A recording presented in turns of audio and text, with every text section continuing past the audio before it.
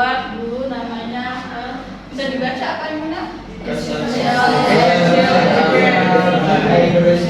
Essential agreement. Maksudnya apa di atasnya? Kesepakatan kelas. Nah, mengulas dulu permasalahan yang telah terjadi 2 minggu yang lalu. Ada seorang siswa, tidak seorang ya, beberapa siswa itu melakukan perilaku yang tidak baik. Apa itu kalau sudah boleh tahu? Iya, cuma ngasih rival jajan di kantin saat jam pelajaran. Nah, menurut kalian itu suatu hal yang baik atau tidak? Mengapa? Iya, karena melanggar tata tertib. Ya, saat jam pelajaran seharusnya kalian itu belajar di kelas. Nah, kapan kalian boleh berada di kantin? Saat jam istirahat. Very good. Nah, jadi untuk kedepannya agar kalian itu lebih tertib, lebih baik lagi, Misalnya mau mengajak kalian membuat I want to ask you to make agreement, essential agreement atau kesepakatan. Nah, sebelumnya ada yang tahu nggak apa sih kesepakatan kelas?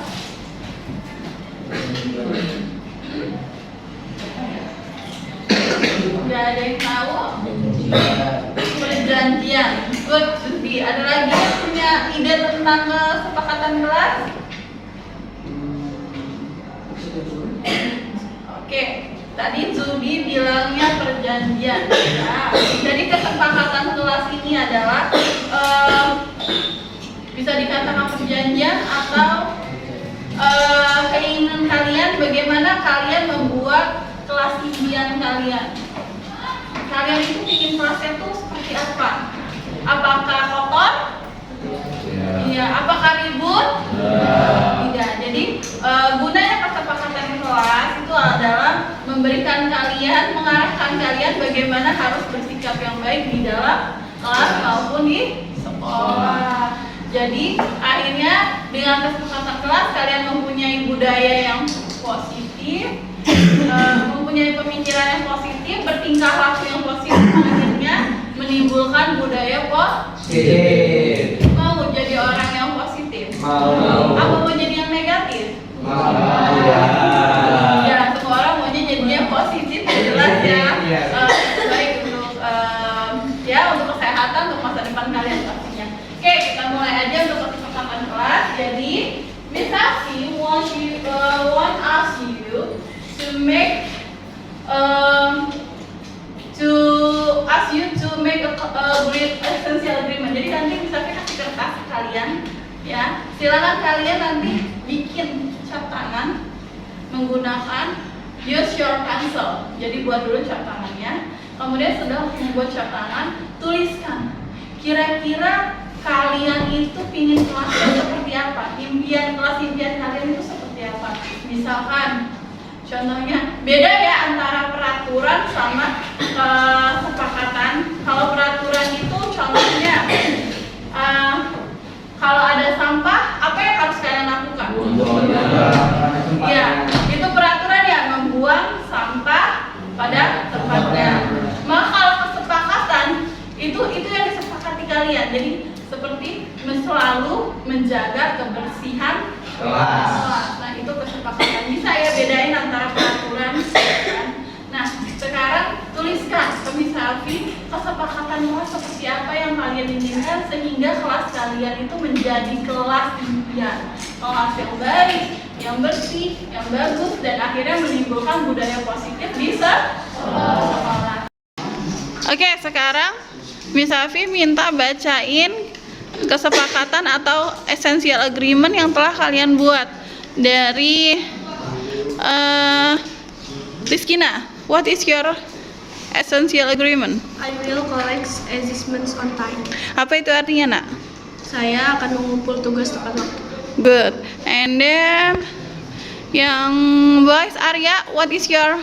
I will respect the teacher. Apa itu Arya? Saya akan selalu menghargai guru. Very good. Akbar? What is your essential agreement? I will go to school on time. Okay, I will go to school on time. Apa itu? Saya akan datang ke sekolah tepat waktu. Very good. Kita belajar Pancasila, kita bernafas dalam sila-silanya. Kita belajar Pancasila, ayo kita jaga untuk Indonesia. Kita belajar Pancasila, kita bernafas dalam sila-silanya. Kita belajar Pancasila, ayo kita jaga untuk Indonesia.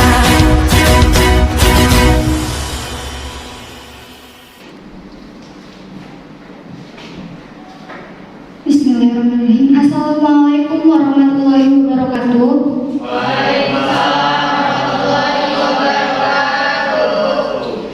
Puji syukur alhamdulillah, mari kita bersama haturkan atas kehadirat Allah Subhanahu wa taala yang senantiasa selalu melimpahkan rahmat, taufik serta inayahnya terhadap kita semua. Sehingga pada kesempatan kali ini kita masih diberikan nikmat dan karunia kesehatan, sehingga kita masih dipertemukan di tempat yang insya Allah penuh berkah ini. Dan tidak lupa, sholawat beserta salam semoga tetap tercurahkan kepada junjungan Nabi kita, Nabi Agung Nabi Muhammad Sallallahu Alaihi Wasallam, yang sebagaimana telah membawa agama kita menjadi agama yang teladan dan agama yang penuh dengan keberkahan, yakni agama Islam rahmatan lil alamin. Amin ya rabbal alamin.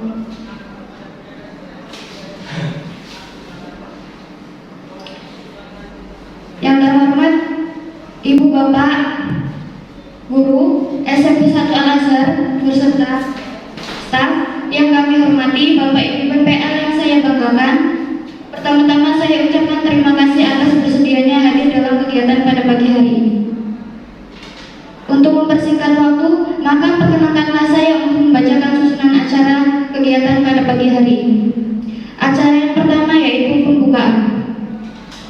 Kemudian acara yang selanjutnya yaitu menyanyikan lagu Indonesia Raya. Acara yang ketiga yaitu doa. Kemudian acara yang keempat yaitu kegiatan inti, yaitu pengimbasan budaya positif di sekolah. Acara yang kelima yaitu penutup.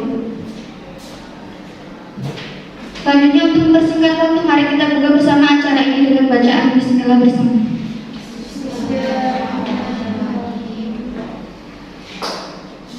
Acara yang selanjutnya yaitu menyanyikan lagu Indonesia Raya.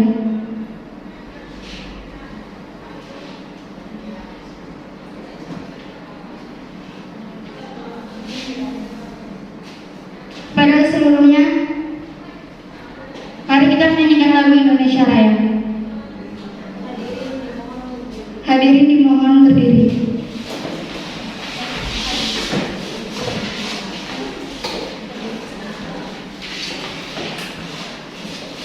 Hiduplah Indonesia Raya.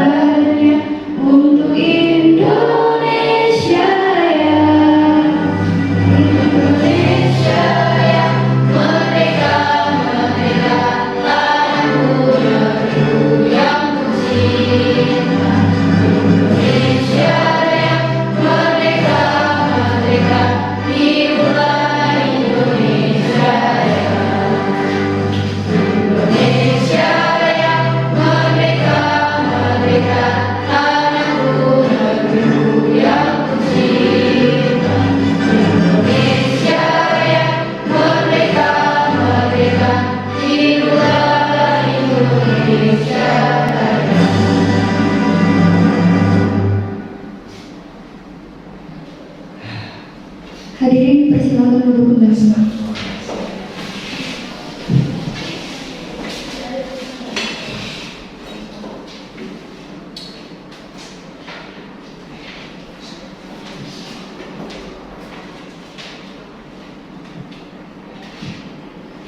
Susunan acara yang ketiga yaitu doa yang akan dipimpin oleh Bapak Sakti. Kepada beliau kami persilakan.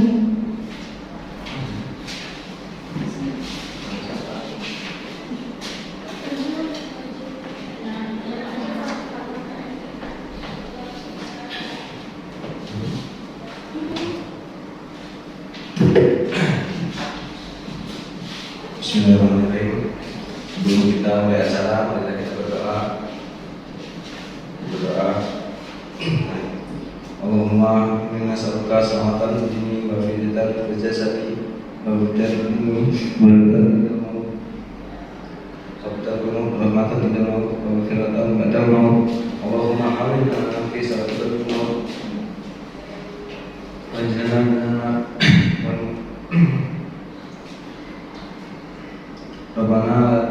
Rabbana la tuzigh qulubana ba'da idh hadaytana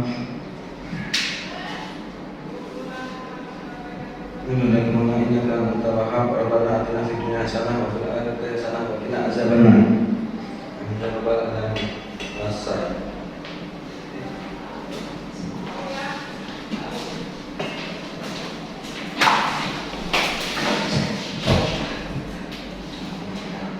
Tibalah pada susunan acara yang kita tunggu-tunggu yaitu inti berupa pemaparan materi yang bertemakan pengimbasan budaya positif di sekolah. Pemaparan materi yang akan disampaikan oleh Ibu Selvia Wurihandayani SPD. Pada Ibu Selvia Wurihandayani, waktu dan tempat kami persilakan.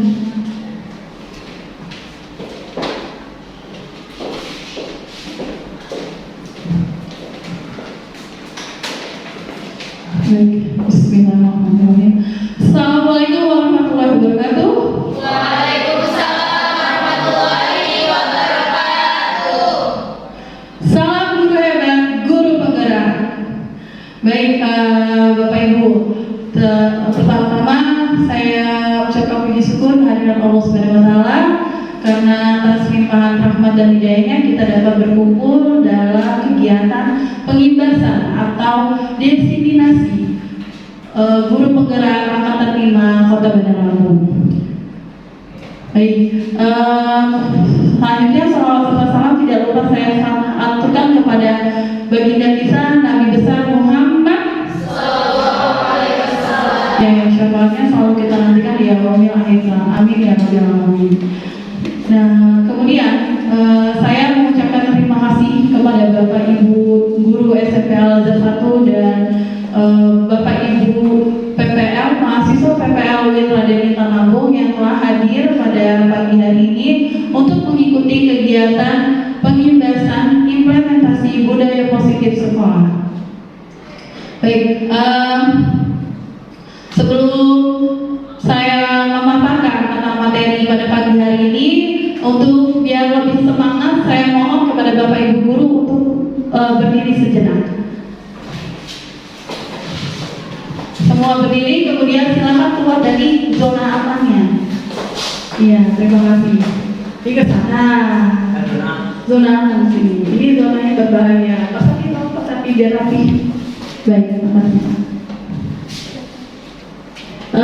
Saya akan memutar sebuah video yang nanti dimohon Bapak Ibu mengikuti ya di video tersebut. Diikuti gerakan yang ada di video tersebut ya. Sebentar.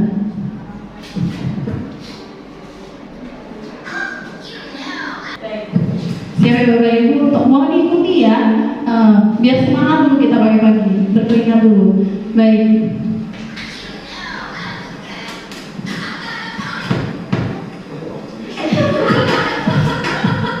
Harus diikuti. Baik ya, siap ya. Bentar. This is the best thing or the best moment. Video dari sini depan. Ya, siap ya. 1, 2, 3.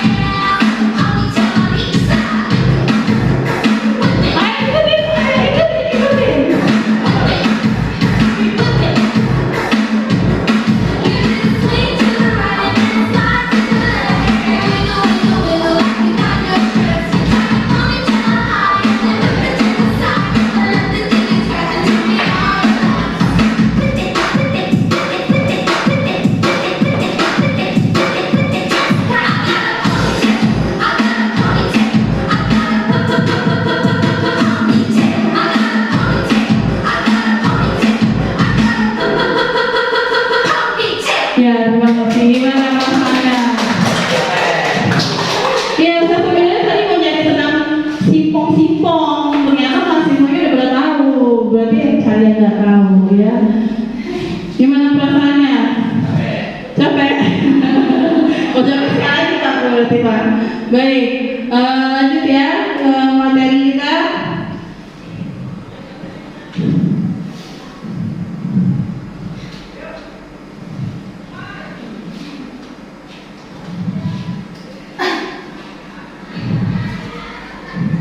Ya, jadi materi pada pagi hari ini yaitu tentang implementasi budaya positif di sekolah. Seperti apa sih budaya positif itu, dan seperti apa pelaksanaan budaya positif di sekolah.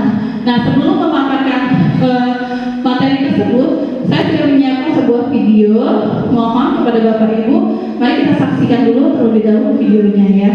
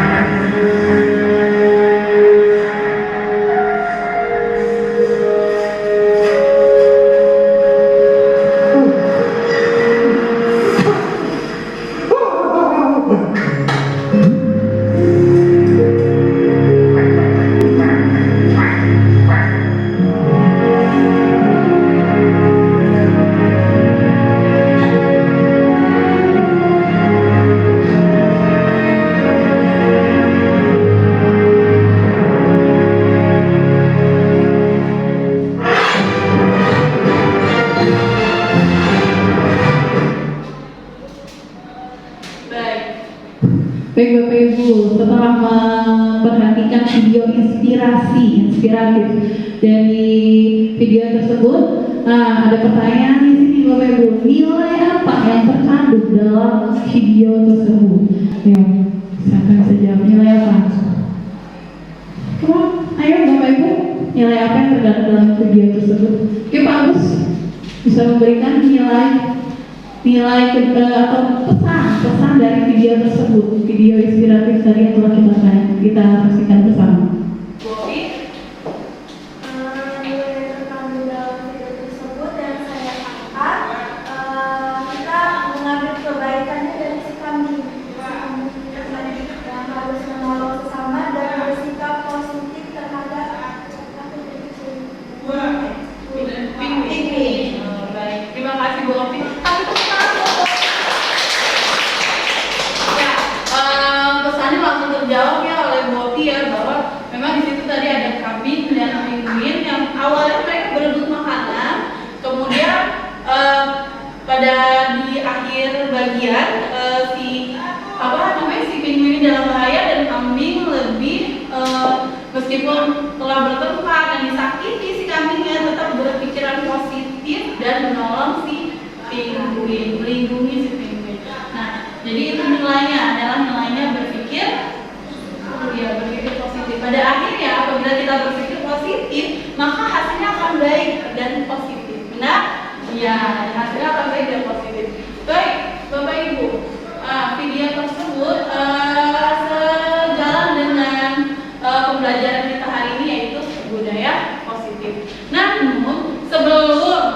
saya menjelaskan apa sih budaya positif itu, kita harus menyamakan persepsi dulu. Mari kita sama-sama menyamakan persepsi dulu. Di sini ada filosofi pendidikan. Jadi Bapak Pendidikan kita siapa, Bu? Ya, Bapak Pendidikan Nasional kita ialah Ki Hajar Dewantara. Nah, di dalam Bapak Ki Hajar Dewantara sudah banyak memberikan filosofi-filosofi ataupun pemikiran-pemikiran tentang pendidikan di Indonesia. Maka dia disebut sebagai Bapak Pendidikan Nasional. Oke, ini salah satu filosofi utama yang digunakan dalam penerapan dalam pendidikan di Indonesia, yaitu pendidikan diartikan sebagai tuntunan dalam hidup tumbuhnya anak-anak, menuntut segala kodrat yang ada pada anak-anak agar mereka dapat mencapai keselamatan dan kebahagiaan yang setinggi-tingginya, baik sebagai manusia maupun sebagai anggota masyarakat. Bisa dikasih penjelasan? Mungkin Ibu Yola bisa kasih penjelasan itu?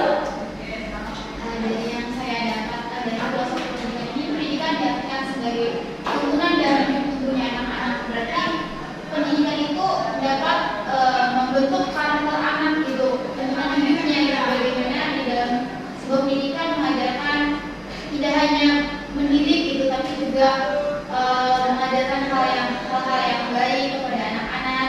Jadi sebagai sarana untuk membentuk karakter anak gitu. Lalu menuntut segala kodrat yang ada pada anak-anak agar mereka dapat mencapai keselamatan dan kebahagiaan. Jadi dengan pendidikan, insya Allah dapat membentuk anak-anak yang mempunyai moral yang baik, sikap yang baik, tidak hanya berpengetahuan intelektual yang baik, tapi juga dengan sikapnya. Baik, lalu dia penjelasan dari Ibu Yola.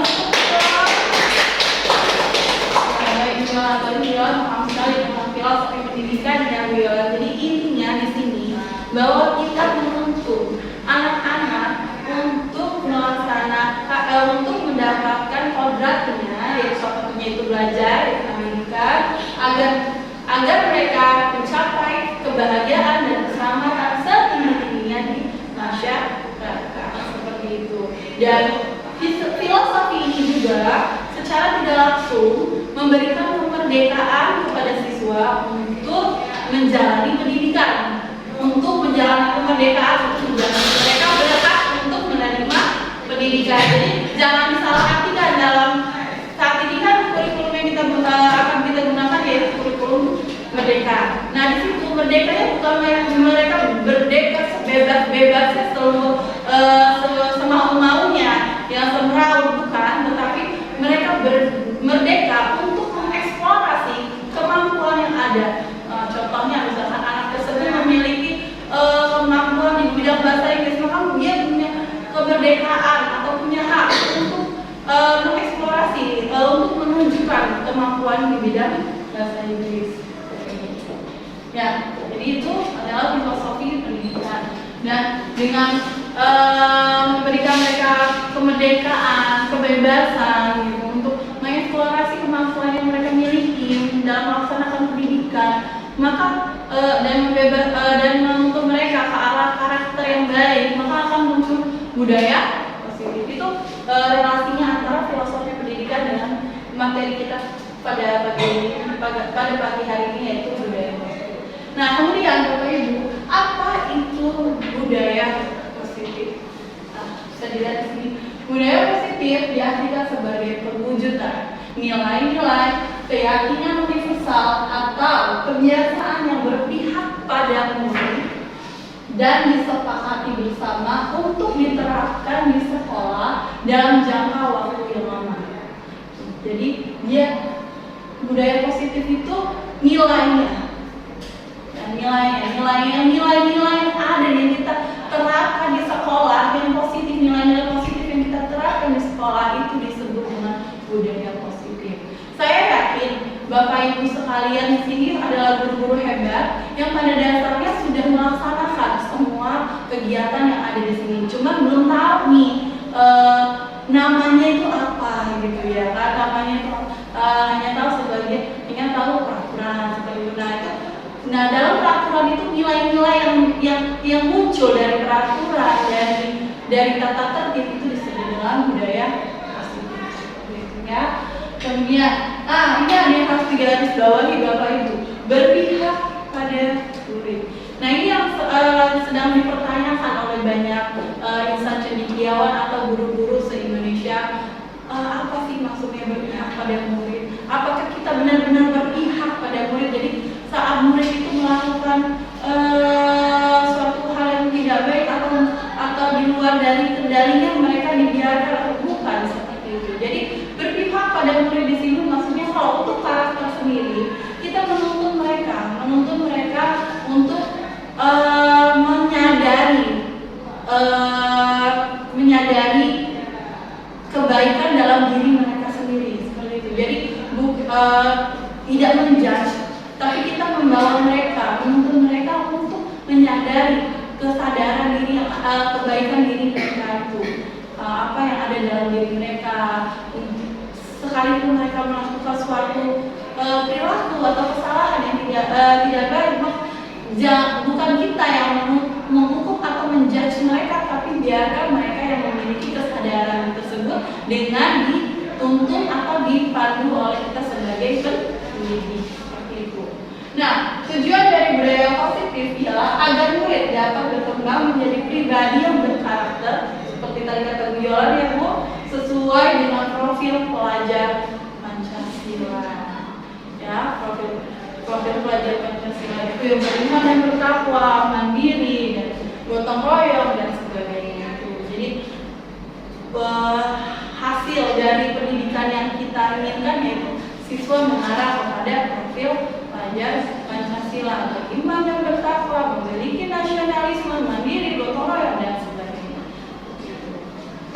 Baik, selanjutnya ada beberapa hal yang harus dilakukan oleh kita dalam menimbulkan atau membuat atau menciptakan budaya positif di sekolah. Yang pertama yaitu disiplin positif dan nilai-nilai kebijakan universal.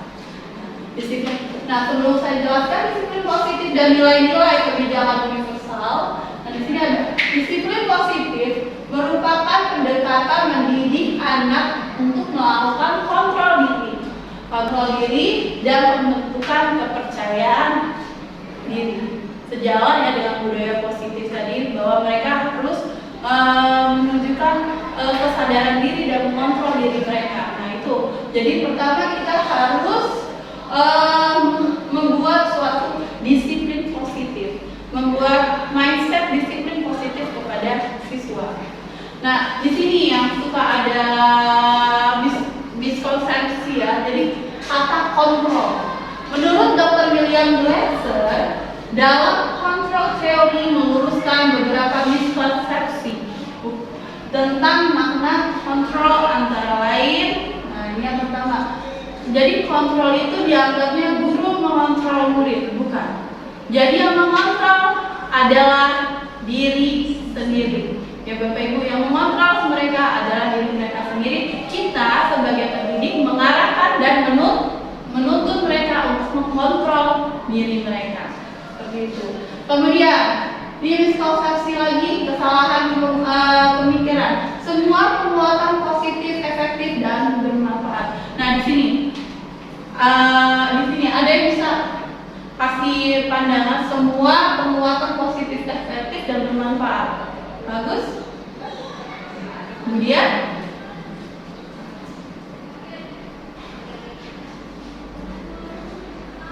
baik, semua penguatan positif. Jadi penguatan positif itu diartikan sebagai bujukan.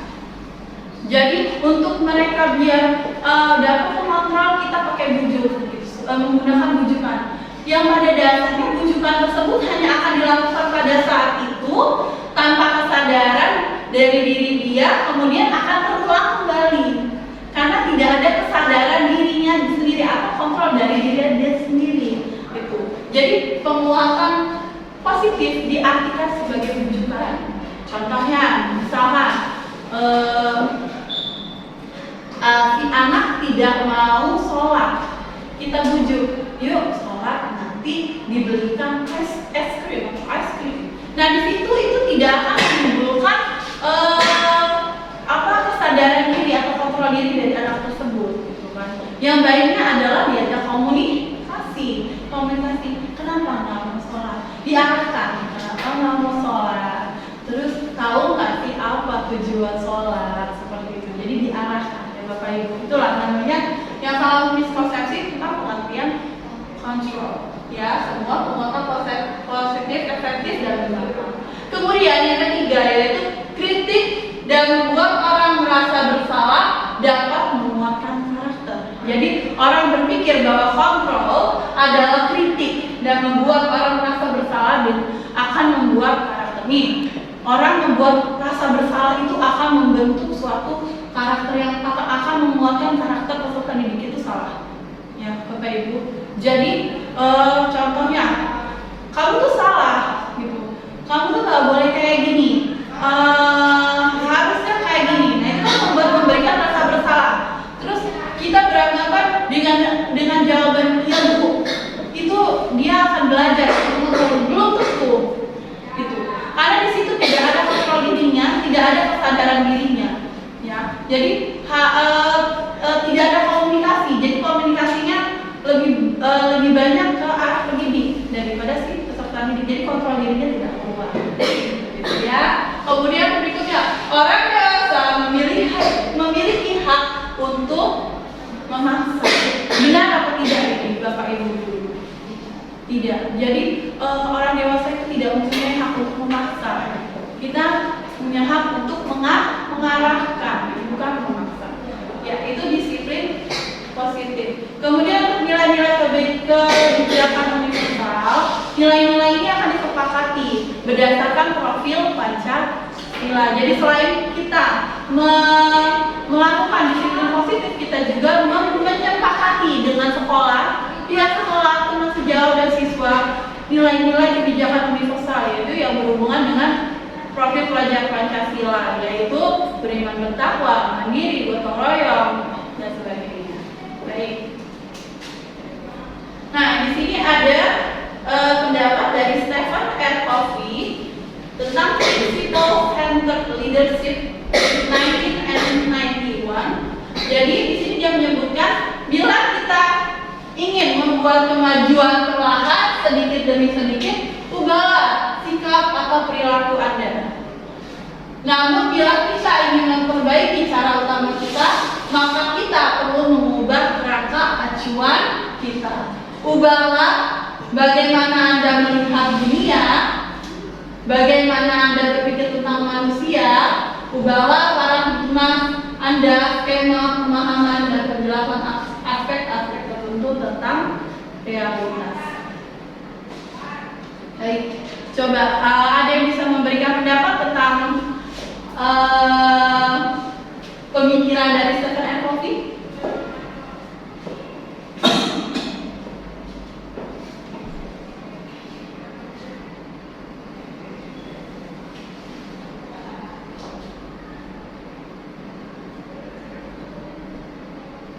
Tidak ada? Baik, jadi Bapak Ibu, jadi dalam pembentukan disiplin positif dan nilai-nilai kebijakan universal, kemudian disiplin diartikan sebagai kontrol diri. Nah, jadi ini merupakan paradigma baru, pemikiran baru, paradigma baru yang harus dimiliki para pendidik untuk menciptakan budaya positif. Bahwa ini disebut dengan paradigma stimulus respon. Jadi stimulus respon. Jadi ada suatu masalah, maka kita akan melakukan stimulus respon. Stimulus respon yang secara langsung. Ada masalah, biasanya kita langsung marah. Ada masalah, langsung menjudge seperti itu. Nah, di situ yang harus kita ubah dari stimulus respon menjadi kontrol, teori kontrol. Yaitu contohnya, misalkan kalau sebentar. Contohnya apabila jadi biasanya kita menganggap semua kebutuhan siswa sama. Nah, itu yang disebut dengan stimulus respon. Nah, untuk kontrol kita rubah paradigma kita bahwa kebutuhan itu sama. kebutuhan itu berbeda. Setiap orang memiliki kebutuhan berbeda. Itu. Jadi stimulus responnya pertama yaitu kebutuhan peserta didik sama untuk melakukan kontrol kita, ubah paradigma kita, yaitu kebutuhan siswa itu berbeda. Nah, kemudian stimulus respon lagi bahwa siswa harus mengikuti kita. Kita harus memaksa siswa mengikuti kita. Itu salah. Jadi kita ubah paradigmanya menjadi kontrol, yaitu siswa diberikan siswa berhak untuk diberikan kebebasan dalam berpendapat, seperti itu. Jadi siswa kita memaksakan, tapi kita untuk kontrolnya kita ubah menjadi kita memberikan kemerdekaan untuk mereka untuk berpikir apa yang telah mereka lakukan itu benar atau salah. Seperti itu. Ya, jadi akan muncul kontrol diri. Itu relasinya antara teori kontrol diri dan disiplin positif dan juga pemikiran dari Stephen dan Covey. Bapak Ibu, nah, dan saya menyiapkan 2 gambar di sini. Mungkin bisa dibantu Ibu Melsi. Gambar yang A, bisa dijelaskan Bu Melsi apa yang Anda lihat dari gambar huruf A. Dari gambar itu dinampak bahwasannya peserta didik itu melakukan sebuah kesalahan dan pendidiknya itu memberikan sebuah hukuman ataupun sebuah teguran dari impact kesalahan peserta didik tersebut. Oke, ya jadi untuk gambar A itu adalah pencerminan dari sebuah hukuman. Baik. Mungkin dan kemudian yang B bisa dijelaskan Ibu Safi.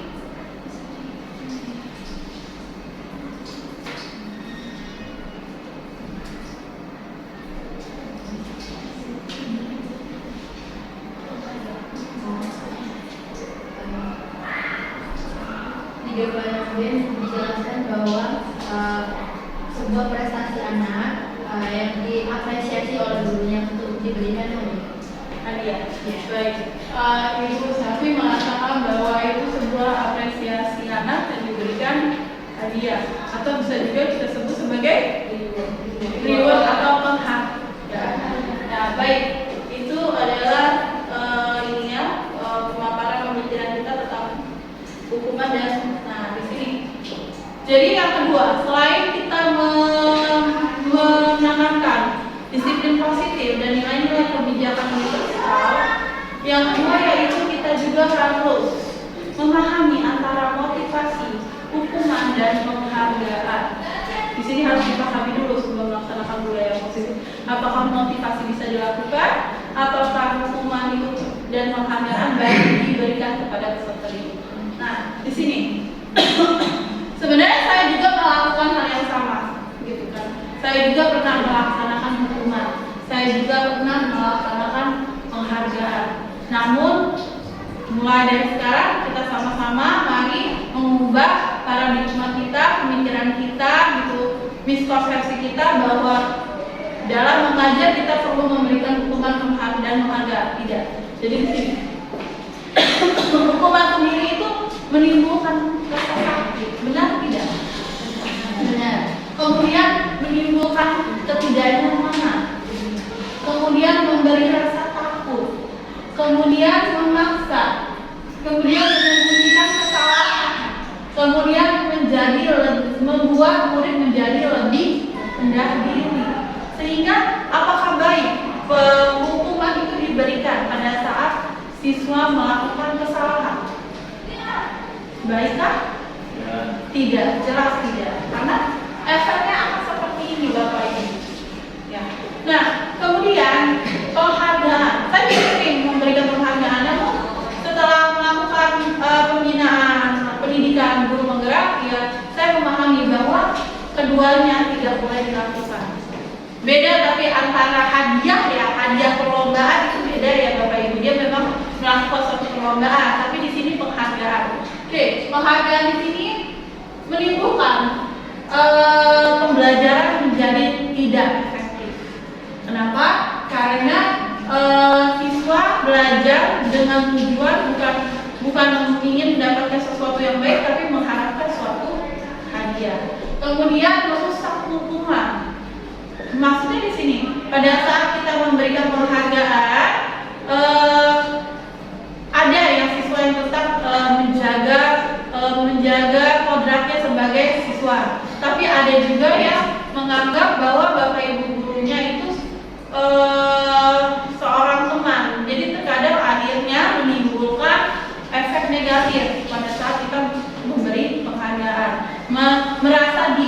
merasa dispesialkan seperti itu, ya. Padahal kita hanya memberikan apresiasi, tapi yang bisa dapat berdampak kepada merusak hubungan. Kemudian mematikan kreativitas. Jadi dengan memberikan penghargaan, maka peserta didik menganggap dirinya sudah baik, sudah paling bagus, sudah baik dan paling bagus, dan akhirnya membuat dia malas berinovasi. Jadi merasa sudah dia stuck di situ aja. Tapi kalau penanamannya sudah baik, tapi mesti ditingkatkan lagi, dia akan lebih semangat. Oh, berarti saya masih belum baik, saya harus berjuang terus seperti itu. Kemudian dapat memberikan efek merampas hak menghargai dirinya. Jadi di sini dari hasil dari hukuman dan penghargaan. Jadi baiknya tidak kita lakukan. Yang harus kita lakukan yaitu memberikan motivasi banyak Bapak Ibu.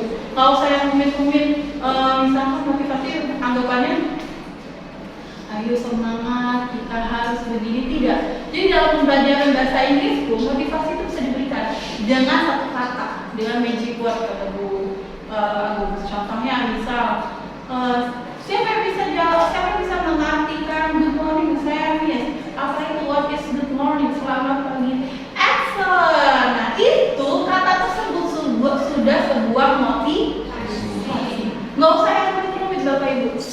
Itu sudah sebuah motivasi dan penghargaan yang paling baik buat anak tersebut. Ketimbang kita memberikan suatu hadiah, coklat segala macam. Ya, seperti itu. Jadi mulai sekarang sama-sama mari kita mengganti sebuah hukuman dan penghargaan menjadi sebuah motivasi, ya. Bapak Ibu, motivasi sendiri artinya yaitu merupakan dorongan yang timbul dari diri seseorang secara sadar.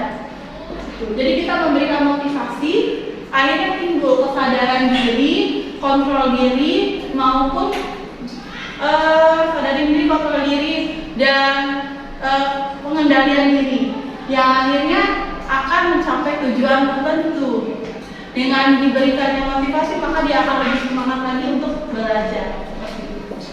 Ya, oke, itu yang kedua dalam pelaksanaan implementasi budaya positif. Baik, di sini ada yang ketiga yaitu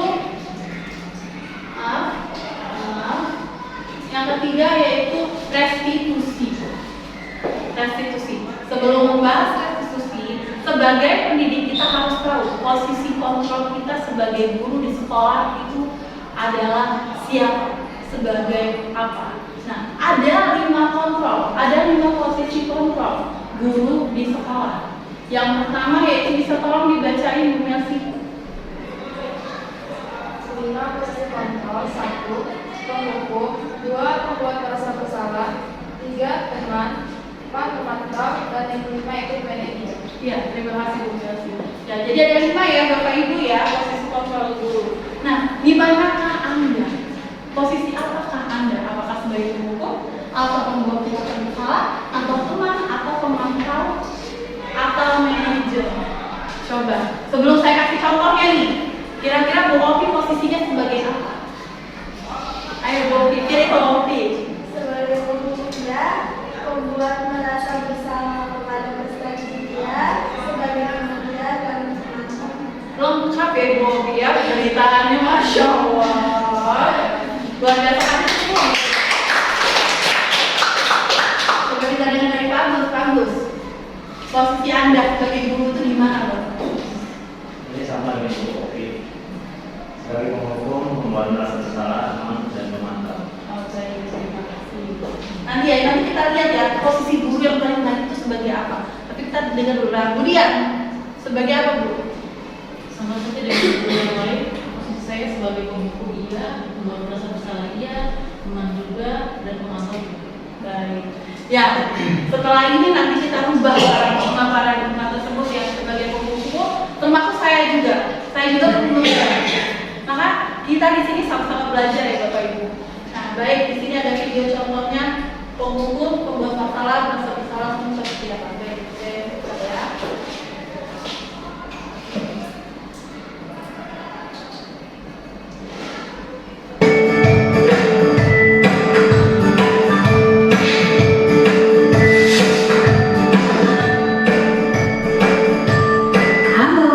Bapak Ibu Guru calon guru penggerak. Video ini akan menampilkan 5 adegan interaksi guru dan murid. Silakan menonton dan merefleksikannya.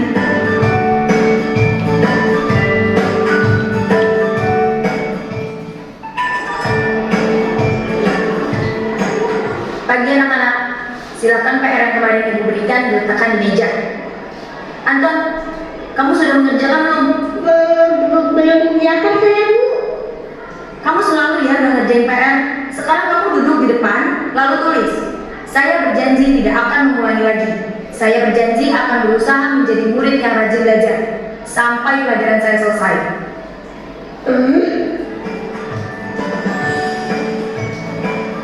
Pagi anak-anak. Oke, sebentar Bapak Ibu, biar nanti kita nggak ulang lagi. Kira-kira tadi adegan yang pertama masuk dalam posisi apa ya Bapak Ibu ya? Penghukum. Baik. Selanjutnya Bu ini baik sama baik. Hari ini ada tugas ya. Ada yang belum mengerjakan? Anton, kamu sudah mengerjakan? Belum, Pak. Kamu nggak ngerjain tugas ya? Kamu mau jadi apa nanti? Kamu lihat sekolah ya sih? Coba bayangkan orang tuamu betapa kecewanya sama kamu. Kamu itu sudah kelas 5. Harusnya bertanggung jawab sama dirimu sendiri. Baik Bapak Ibu. Yang kedua kira-kira ngobrolnya apa ya? Membuat rasa ya, membuat rasa bersalah. Lanjut baik.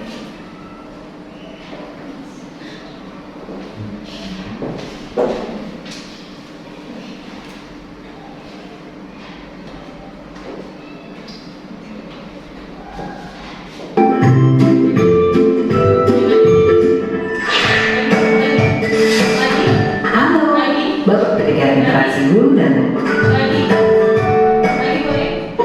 Pagi anak-anak, Anton, kamu perlu ya nggak ngerjain PR. Sekarang kamu sampai pelajaran saya. Hari ini ya, kamu sudah mengerjakan sekolah ya sih? Coba bayangkan orang tuamu betapa kecewanya sama kamu. Kamu itu sudah kelas 5. Harusnya bertanggung jawab sama dirimu sendiri. Maaf, Bu, saya terlambat. ya udah, nanti jangan diulangi lagi ya. Kalau kamu rajin, ibu senang lihatnya. Ya, lain kali tepat waktu ya masuknya. Tas dulu dong. Kita kan teman. Wah, jadi kalau aku terlambat lagi, apa ya? Oke, yang tadi sebagai apa gurunya? Siapa itu? Baik, lanjut Bu.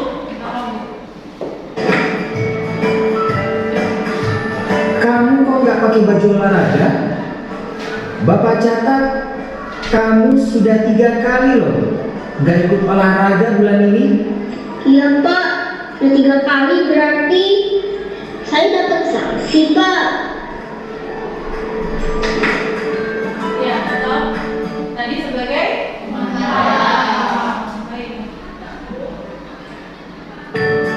Ini, Bu, saya mengumpulin tugas. Maaf ya, Bu, saya terlambat mengumpulin tugas. Kenapa kamu terlambat mengumpulkan tugas?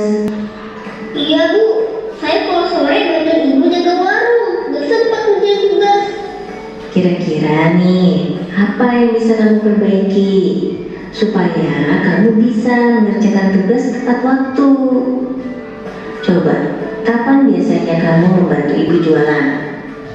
Ya pernah sampai jam 8 malam, Bu. Bagaimana kalau kamu membuat jadwal? Kapan kamu akan mengerjakan tugas? Oh gitu ya, Bu. Ya coba deh, Bu. Terima kasih, Bu. Oke, baik besok. Baik ibu, sudah tahu perbedaannya antara buku membuat rasa bersalah, teman tahu dan jadi manajer. Pertanyaannya, kira-kira posisi guru yang paling baik adalah sebagai manajer. Iya, manajer. Mengapa demikian? Karena posisi guru sebagai manajer sendiri itu dapat menimbulkan atau menimbulkan kontrol diri yang ada dalam diri anak. Kemudian anak tersebut berpikir positif, kemudian dia mengendalikan dirinya, kemudian kita tuh sebagai guru juga tidak hanya mendalami permasalahan, tetapi juga kita memberikan solusi atas permasalahan yang dia miliki. Jadi mulai besok Bapak Ibu, peran kita, saya sendiri, Bapak Ibu, mari sama-sama kita ubah peran kita yang sebagai pemukul, sebagai teman, sebagai membuat rasa bersalah itu menjadi berperan sebagai manajer yang akan membuat mereka menjadi lebih mandiri. Ya, baik. Sebenarnya kalau ini sendiri, kalau yang paling sering membuat manajer ini biasanya dilakukan oleh guru BK dan wali kelas. Seperti itu, karena mereka memang perlu untuk mendalami karakter siswa, kepribadiannya, maka mereka lebih sering menggunakan manajer. Tapi tetap juga kita menggunakan menjadi diri kita sebagai penghukum. Nah, efeknya akan seperti itu.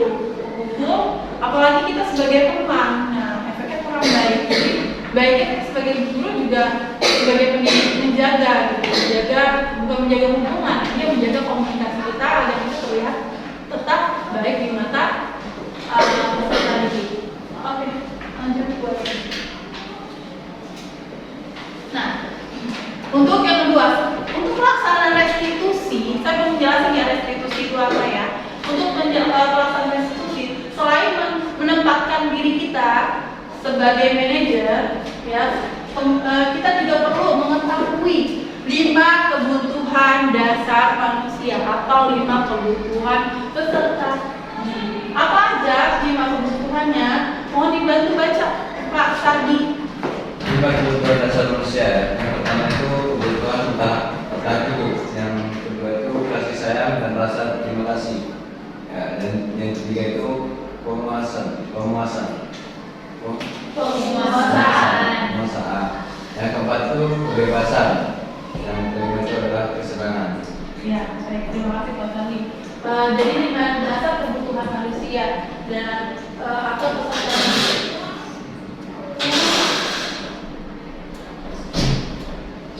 Ya, yang pertama yaitu kebutuhan bertahan hidup. Nah, bahwa siswa peserta didik memiliki kebutuhan bertahan hidup. Nah, kebutuhan bertahan hidup pastinya seperti pemenuhannya seperti sandang, pangan, seperti itu ya. Kemudian kasih sayang dan rasa diterima. Ini perlu sekali. Kalau dia tidak memiliki rasa tidak dipenuhi rasa kasih sayang dan diterimanya, maka dia akan merasa terkecil, merasa sendiri ya. Kemudian penguasaan di sini ini yang suka penguasaan, kebebasan, kesenangan ya. Dari sendiri dari 3 ini ya, yang suka disalahartikan oleh siswa sendiri gitu. Nah, makanya tugas kita sebagai pendidik mengarahkan dan menuntun mereka gitu. Jangan sampai penguasaan, kebebasan dan kesenangan di sini ke arah yang negatif, tapi ke arah yang positif. Jadi penguasaan, kebebasan dan kesenangan ini larinya itu bukan ke larinya bukan ke kebutuhan ini ya, kebutuhan apa ya, kebutuhan spiritual atau kayak semacam bermain ya, tapi larinya ke arah kompetensi yang mereka punya gitu. Jadi kita itu kadang-kadang orang tua suka memaksakan gitu. Anak tersebut itu sebenarnya sukanya nari gitu, tapi karena kita ingin anaknya jadi dokter, kita paksa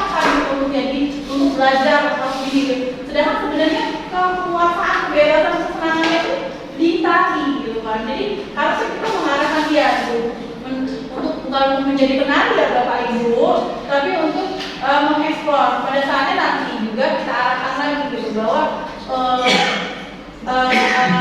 prestasi yang dia miliki bisa juga menunjang untuk prestasi yang lain-lain seperti itu ya. Jadi kebebasan kesenangan dan penguasaannya di sini lebih ke arah kompetensi, karakter, kompetensinya gitu, keterampilannya, bukan keinginannya ya. Baik, lanjut Bu Ari. Nah, ini segitiga restitusi. Jadi restitusi sendiri itu adalah tahapan-tahapan di mana guru bertindak sebagai melaksanakan tahapan-tahapan di mana guru itu membantu siswa untuk menunjukkan kontrol dirinya. Jadi si guru tahapan restitusi sendiri, si guru itu berperan sebagai manajer dan menuntun dan mengarahkan siswa agar dapat memberikan keyakinan kelas ataupun mengontrol dirinya agar terwujudnya kesadaran diri dari anak tersebut. Ya, restitusi ini digunakan pada saat apabila ada siswa yang melakukan suatu kesalahan. Jadi kalau ada siswa melakukan suatu kesalahan, bukan kita hukum Bapak Ibu, atau kita ajakin main ke KFC gitu, atau ke McD, ke MBK dan sebagainya, tapi kita laksanakan restitusi, yaitu satu, menstabilkan identitas. Distabilkan dulu identitasnya. Misal ada anak yang berantem nih di Bapak Ibu, otomatis kan dua-duanya tuh masih terbawa emosional. Nah, kita stabilkan dulu identitas, bukan stabilin emosinya ya Bapak Ibu ya. Stabilkan, kalau stabilin emosinya nggak akan bisa, itu susah. Tapi stabilkan identitasnya. Coba kita. Nah, kamu apa ya? Kamu seorang apa? Siswa, kamu pantas berkenan? Tidak. Oke, kenapa? Masalahnya apa? Digali identitasnya. Kenapa kamu ada masalah? Kenapa bisa berantem? Digali identitasnya. Kemudian yang kedua, validasi tindakan yang salah. Validasi di sini kita minta pemikiran anak tersebut. Kamu sudah bertekad, ya. Kamu ini sudah memukul si ini biru. Menurut kamu baik enggak? Biarkan dia berpikir, gitu. Terus kita harus mengarahkan. Kalau misalkan orang tuanya marah gimana? Gitu. Biarkan dia berpikir. Biarkan dia merasa bersalah, sampai berpikir untuk mengkontrol gitu, memiliki kesadaran dirinya bahwa dia sudah bertindak yang salah seperti itu. Bukan membuat merasa bersalah ya, merasa bersalah itu dia terpuruk gitu dia. Kalau ini enggak, dia tetap pada posisinya, namun dia berpikir dewasa, oh yang udah saya lakukan itu salah. Seperti itu. Kemudian menanyakan keyakinan. Di sini dimantapkan lagi, apa yang sudah kamu lakukan itu baik atau tidak, seharusnya itu seperti apa, seperti itu. Jadi ada 3 tahapan restitusi ya Bapak Ibu. Jadi pertama tadi disiplin positif. Dalam budaya positif itu ada disiplin positif. Kemudian ada apa lagi? Teori tentang hukuman, memberikan motivasi. Dan yang ketiga yaitu restitusi. Ini contoh restitusi yang sudah saya lakukan di kelas.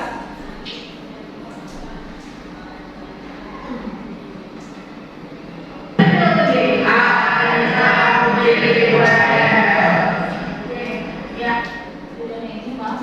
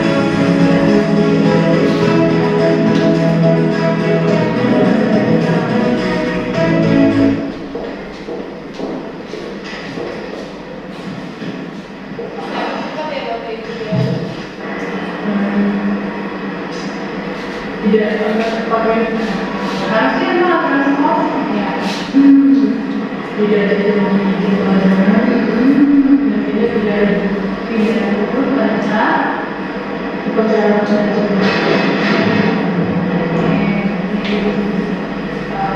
keyakinan ya sekolah ya bahwa harusnya sebagai siswa kita dari pelajaran sekolah yang rapi ini sendiri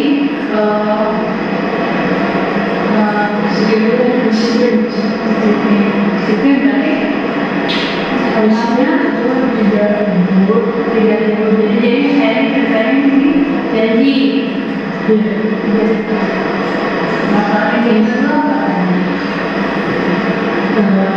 apa pelajaran ini harus ya tidak jadi pelajaran tidak jawab baiknya ya ini jadinya istirahat semua ya ini bilang kali dia jadi dan lebih disiplin lagi mungkin jadi kemisaki akan ya pakaiannya berkomunikasi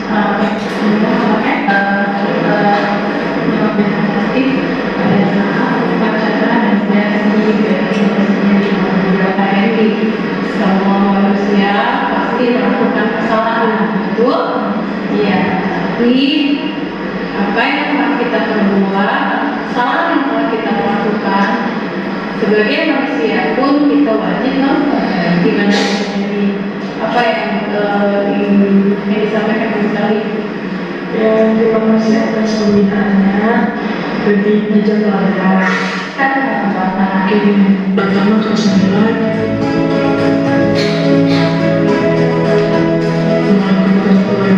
saya pertama kelas 9 hari ini saya telah melakukan perilaku yang tidak baik yaitu tidak rapi saat berseragam, yang kedua tidak tertib saat upacara dan juga jajan hijau pelajaran. Pada saat saya merasa lebih baik dan saya akan berupaya lebih baik lagi ke depannya.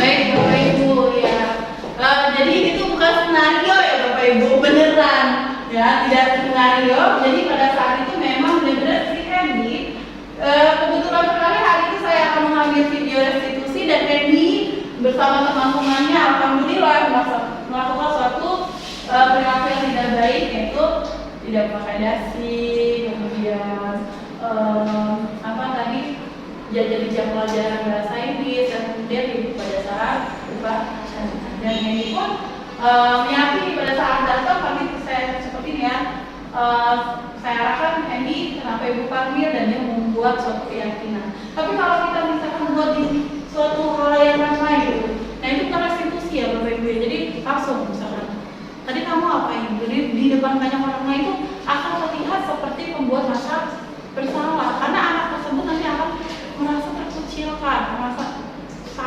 aibnya itu diberitahukan kepada teman-temannya. Nah, baiknya restitusi seperti itu, seperti membuat wawancara. Nah, pada saat membuat restitusi secara tidak langsung gurunya akan bertindak sebagai kontrol manajer. Sebagai manajer ya Bapak Ibu, dan seperti itu. Jadi berkaitan semua, akhirnya budaya positifnya keluar. Dan ya alhamdulillah setelah itu Hendy pun menyadari gitu, dan lebih dewasa, bisa diajak komunikasi dengan baik.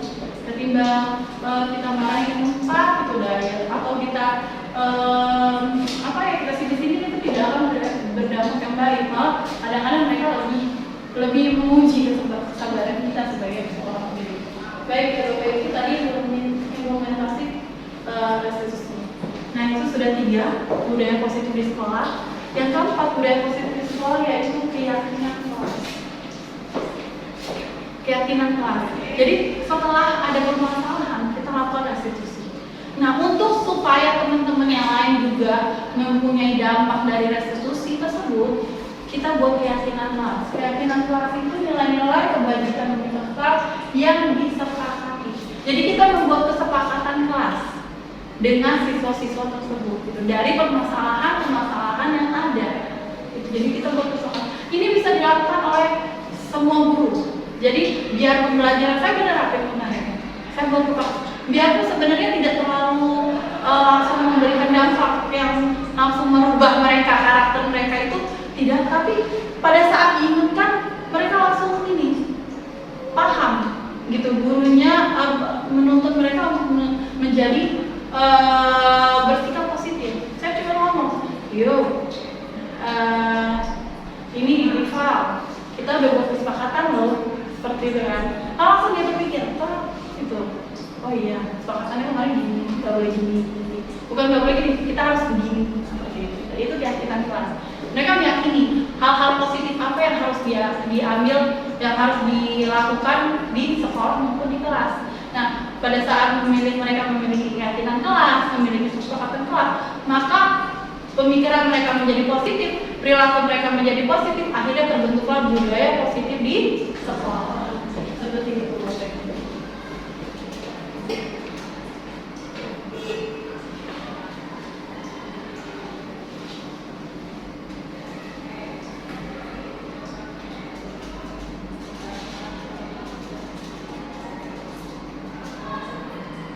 Nah, ini prosedurnya ya di sini. Intinya kalian membuat aja. Kalau saya yang suka yang rumit, kalau yang bisa yang bagus gak apa-apa. Tapi kalau yang paling simpel yaitu saat awal pembelajaran di awal semester itu kalian membuat kesepakatan kelas. Yuk anak-anak, kita buat kesepakatan kelas dulu. Beda ya antara kesepakatan kelas dan peraturan kelas, harus dibedain. Contoh terkait dengan sampah. Peraturan kelas seperti apa, Bu Mercy? Biasanya peraturan yang terkait tentang sampah atau kebersihan.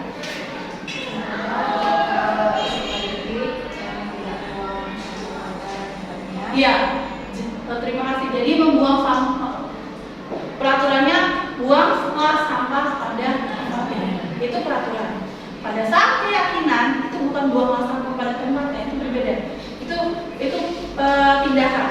Tapi kalau keyakinan, kita harus menjaga kebersihan. Kita harus saling menyayangi. Kalau peraturan berteman dengan baik, seperti itu. Maka keyakinannya kita harus saling menyayangi. Gitu. Berbicara sopan kepada guru, peraturan. Maka keyakinannya kita harus atau kita akan selalu menunjukkan sikap sopan santun terhadap guru. Kita menghargai guru. Seperti itu keyakinannya. Beda sama peraturannya. Jadi jangan salah yang betul ya Bapak Ibu antara keyakinan atau kesepakatan kelas dengan peraturan kelas. Kalau peraturan itu lebih ke arah memerintah, tapi kalau keyakinan itu lebih meminta kesadaran diri siswa. Nah, baiknya itu bukan peraturan kelas yang kita buat. Selama ini kita buat peraturan kelas, betul? Iya, itu datang tepat waktu, gitu. Terus buang sampah pada tempatnya, tulisannya seperti itu kan? Nah, itu peraturan. Yang baik itu yaitu keyakinan. Gitu. Jadi mereka memahami tujuan dari mereka melakukan hal tersebut. Seperti itu. Ya. Prosedurnya bisa dilakukan di awal semester, di awal pembelajaran, setiap pelajar, setiap guru berhak membuat kesepakatan masing-masing karena setiap guru mempunyai kesepakatan sendiri-sendiri, gitu. Tapi intinya nilai-nilai kebijakannya universal, sama, yaitu ke arah yang positif. Oke, dan saya sudah melaksanakan implementasi keyakinan atau kesepakatan kelas.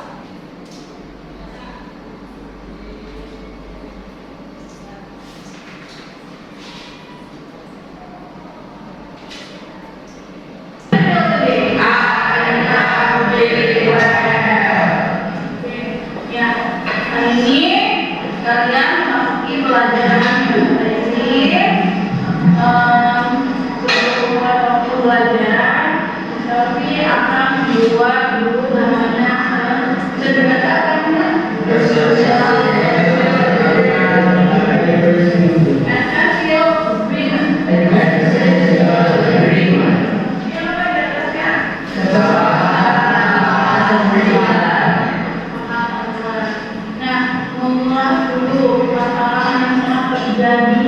sebuah minggu yang lalu ada seorang siswa, yang beberapa siswa itu melakukan perilaku tidak baik. Apa yang kamu bisa membuat tahu?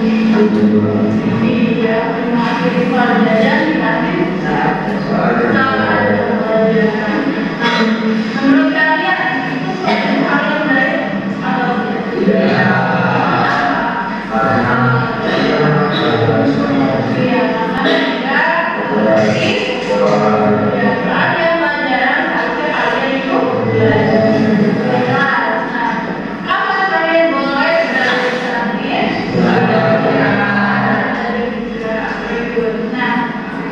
Jadi untuk kedepannya agar kalian itu lebih baik lagi, kami mau mengajar kalian membuat.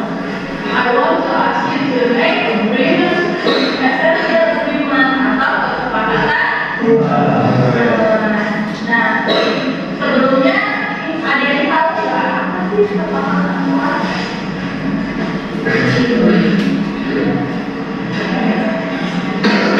Dari awal perjanjian di antara punya ide tentang kesepakatan jelas. Oke, tadi Sugi bilangnya perjanjian. Jadi kesepakatan jelas ini adalah bisa dikatakan perjanjian atau keinginan kalian bagaimana kalian membuat kelas impian kalian. Kalian ini ingin kelas itu seperti apa? Apakah awal? Ya, apakah libur?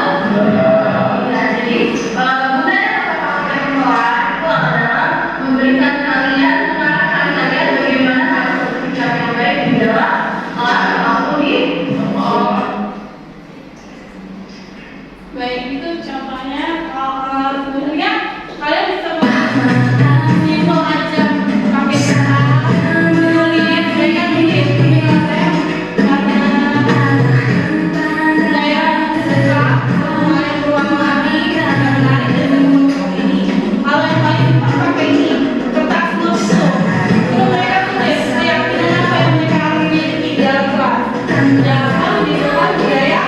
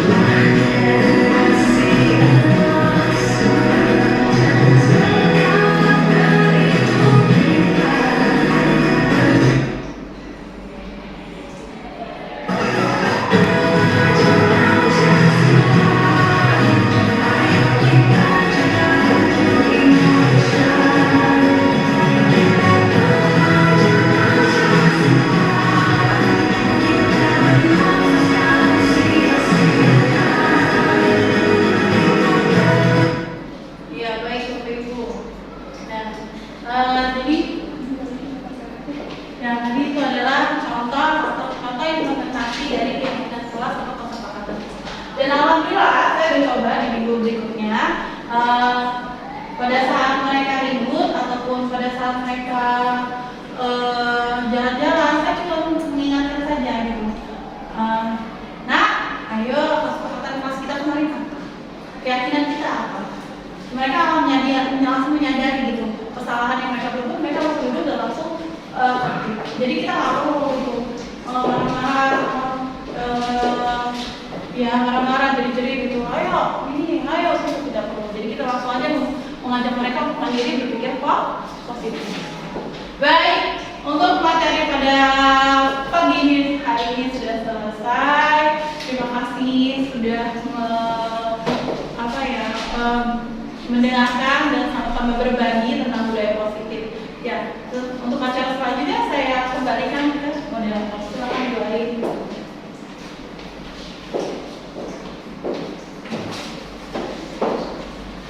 Oke, ya, ada musiknya.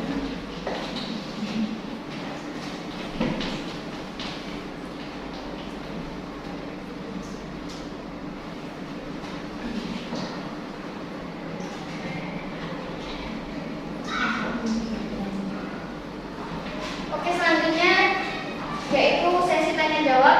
Hadirin yang berkenan untuk bertanya silakan. Silakan Bapak Ibu yang ingin bertanya. Apa aja pertanyaannya? Gus, ayo menanya. Ayo sudah saya terima. Yuk Bobi. Ayo Bobi, bertanya Bobi.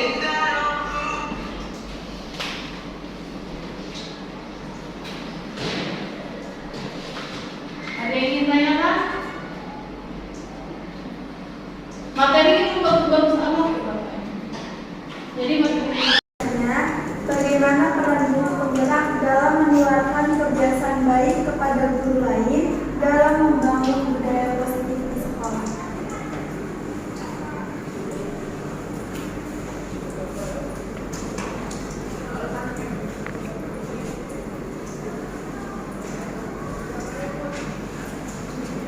Ya baik, terima kasih.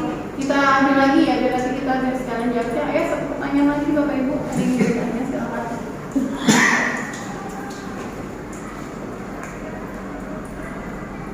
Ada yang ingin bertanya lagi? Silakan.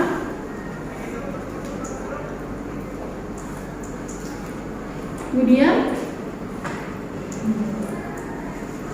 ada yang ingin bertanya? Bagus.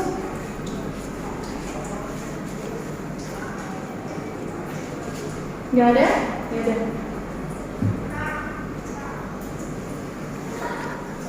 Oke.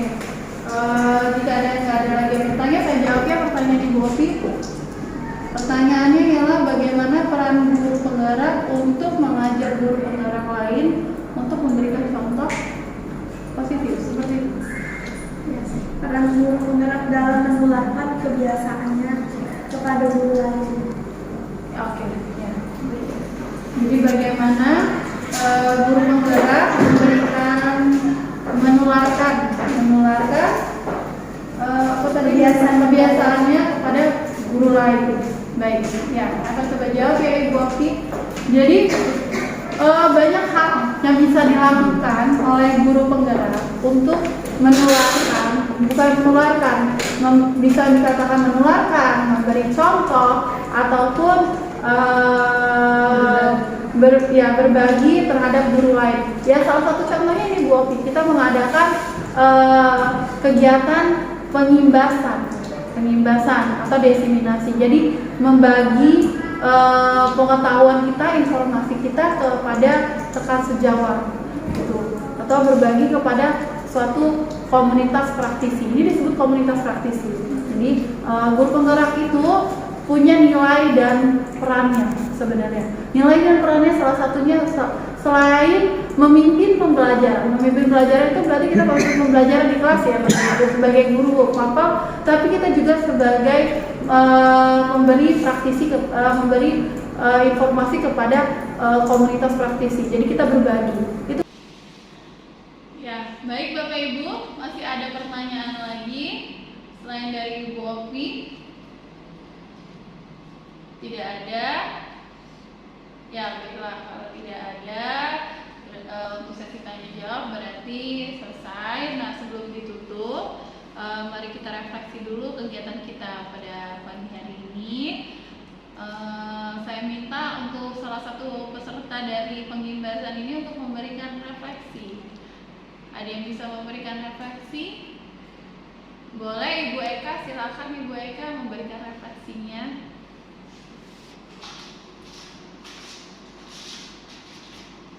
Baik, dari enggak lupa nanti dulu ya. Ulang dah. Baik, jadi setelah saya mengikuti pengimbasan ini,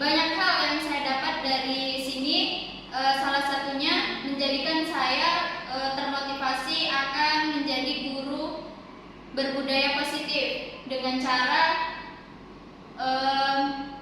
mengedepankan motivasi dan mengurangi penghargaan dan hukuman. Mungkin itu saja, terima kasih.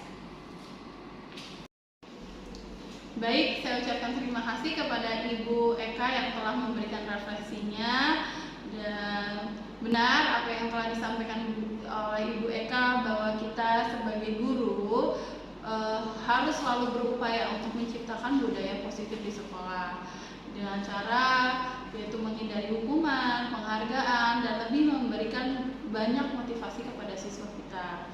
Kemudian apabila memang ada siswa yang memiliki perilaku yang tidak baik atau membuat suatu kesalahan, alangkah baiknya kita sebagai guru juga memberikan sisi positif, yaitu dengan cara memberikan restitusi dan membuat suatu kesepakatan kelas yang dapat membantu mereka untuk mempunyai kesadaran diri dan keyakinan kelas, sehingga budaya positif di kelas maupun di sekolah itu tercipta, khususnya di SMP Al-Azhar 1 Berangan.